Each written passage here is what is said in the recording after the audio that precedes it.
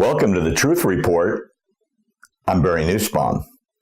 On a speaking tour to explain why she is not the 45th President of the United States, Hillary Clinton said recently, "I take personal responsibility. I was the candidate. I was the person who was on the ballot.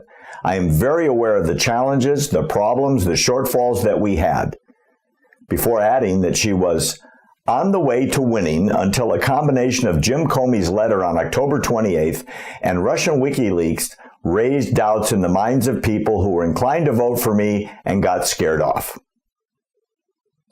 What Hillary Clinton didn't explain is that in the last weeks of the campaign, while Donald Trump was doing up to 9 personal appearances per day across the swing states of Michigan, Ohio, and Pennsylvania, Clinton basically ignored those states.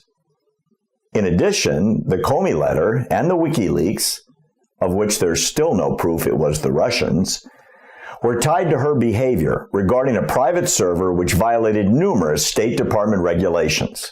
Today, on the Truth Report, we will examine a bit of Hillary's political history, her stunning loss to Donald Trump in November, and highlight the news that is her past. That past in which, well, shall we say, she's had trouble figuring out the truth. So let's begin with her latest announcement. In the same speech in which she blamed her election loss on FBI Director James Comey, Hillary Clinton said this: "I'm now back to being an activist citizen and part of the resistance," she said in her sit-down with CNN's Christiane Amanpour.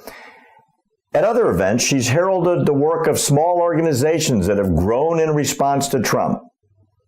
And she said, "Activism is now more important than ever, and it's working, from the women's marches across the country and around the globe to helping bring down the Republicans' terrible health care bill," she said. "And now we're going to have to keep it going." And the organization, Onward Together, an homage to her campaign slogan that, well, it failed, will look to identify groups that could benefit from outside funding. Clinton will act as the connector, said one source, bringing donors to these groups and helping raise money for them too. As we know, Clinton Foundation was very good at that. So as Hillary moves forward, jumping back in to raise money as part of the resistance, as she calls it, will all of the baggage she's created by putting out various positions that have been proven false over and over again come back to haunt her? Who will believe her this time? Let's take a brief look at some of the more famous Clinton stories that have changed. First, Hillary said she was against gay marriage. She said it many, many times. Quoting her, "Marriage should be between a man and a woman only." Then, later, she totally changed, and she had said she had always supported it. I believe that marriage is not just a bond, but a sacred bond between a man and a woman. I have not supported same-sex marriage. I have supported civil partnerships and contractual relationships. I support marriage for lesbian and gay couples. I support it personally and as a matter of policy and law. 2. Hillary said NAFTA is great. Hillary said it's the gold standard. She helped actually get it passed. Then she came out against it and denied ever supporting it.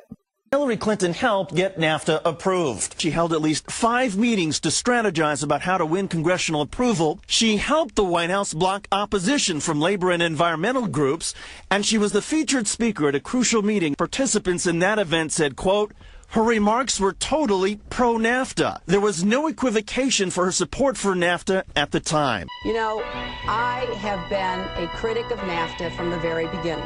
My concerns about NAFTA expressed years ago have been well documented and verified. I didn't have a public position on it. I have spoken consistently against NAFTA. And if you look at what I have been saying, it has been consistent. I have been consistent. You can go back and look at from the very beginning. I was one of the voices in the administration warning about NAFTA. You said it was good on balance for New York and America in 2004, and now you're in Ohio, And your words are much different, Senator. The record is very clear. Well, you don't have all the record, because you can go back and look at what I've said consistently.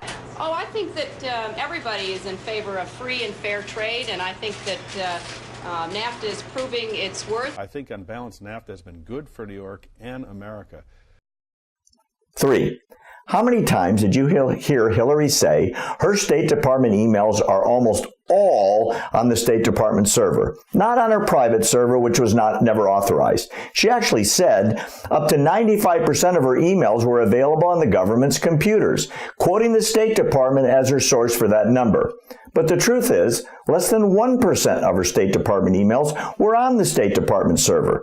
And that is according to the State Department's exact statement after auditing her numbers.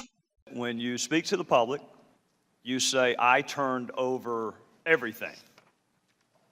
That's, for the most part, a direct quote. When you talk to the public, you say, I turned over everything. 90 to 95% of my work-related emails were in the state system. If they wanted to see them, they would certainly have been able to do so. You know what? That is maybe the 10th time you have cited that figure today. It is. And I have not heard anyone other than you ever cite that figure. Who told you that 90 to 95% of your emails were in the State Department system? Who told you that? We learned that from the State Department in their analysis of the emails that were already on the system. The Inspector General report found that less than 1% of State Department emails, record emails, were captured. So they give a number of less than 1%, and you give a number of 90%. 4. The narrative regarding her Bosnia visit in 1996 was completely invented. Remember, she landed under sniper fire and had to run to the car so she would not get shot? Hillary Clinton's attempt to tout her foreign policy experience hounded her again on the campaign trail today. I made a mistake in describing it. She claimed she misspoke last week and was sleep-deprived when she described landing under sniper fire in Tuzla, Bosnia, something that didn't happen. But CBS News has found several times in the past few months when Senator Clinton used the Bosnia trip to try to show her international experience. December in Iowa. We landed in one of those corkscrew landings and ran out because they said there might be sniper fire. I don't remember anybody offering me tea on the tarmac when that was happening. Then in February. The welcoming ceremony had to be moved inside because of sniper fire. And last week. I remember landing under sniper fire. We basically were told to run to our cars. Now that is what happened. So you actually recall, hearing gunfire, and were you when we were flying into Bosnia, we came in a evasive maneuver. There was no greeting ceremony. And we basically were told to run to our cars. Now that is what happened. After CBS News video showed what really happened when she landed and greeted officials, Senator Clinton maintained there were risks, but explained to the Philadelphia Daily News why she was seen on the Bosnian tarmac greeting a young child if it was really so dangerous. I was also told that the greeting ceremony had been moved away from the tarmac, but that there was this 8-year-old girl, and I said, well, I can't rush by her. I've got to at least greet her. So I greeted her, I took her stuff, and I left. Now that's my memory of it. Good to see you. Once again, her memory doesn't match our videotape. She and her daughter Chelsea lingered on the tarmac to greet U.S. military officials. Took photos. There was the group of 7th graders on the tarmac too. And then Senator Clinton walked to the armored vehicle where she did eventually duck and enter. These are just 4 examples of the dozens of instances where Hillary Clinton's non-truthful statements have been documented by video. There are literally hundreds of them on YouTube. Given that past, is it any wonder that there's a lack of enthusiasm within the Democrat Party for her return to the podium as a leader of the party? Stay in touch. It'll be interesting to see what develops out of her leading the resistance.